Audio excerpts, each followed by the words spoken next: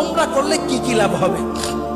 এক নম্বর, উমরা আল্লাহ তাআলা কোরআনে বলছেন তোমরা উমরা করো, ওয়া আতুমুল হাজ্জ ওয়াল উমরা, এজন্য আমরা উমরা করব।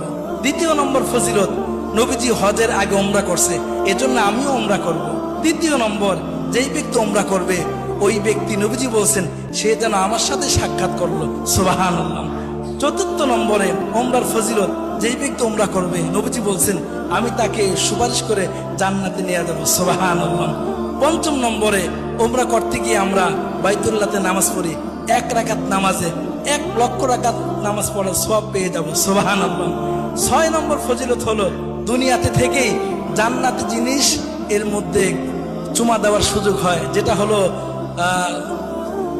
আসওয়াদ পাথর, হজরে আসওয়াদ, এর মধ্যে চুমা দেওয়ার সুযোগ হয়। 7 নম্বরে, উমরা করলে জিন্দেগির গুনাহ মাফ হয়ে যায়। 8 নম্বরে, উমরা করলে দোয়া কবুল হয়। 9 নম্বরে, উমরা করলে উমরা করার সময় যখন আমরা লাব্বাইক আল্লাহুম্মা লাব্বাইক বলি, নবীজি বলেন লাব্বাইক বলার দ্বারা সাথে সাথেই তার সমস্ত গুনাহ খাতা মাফ হয়ে যায়।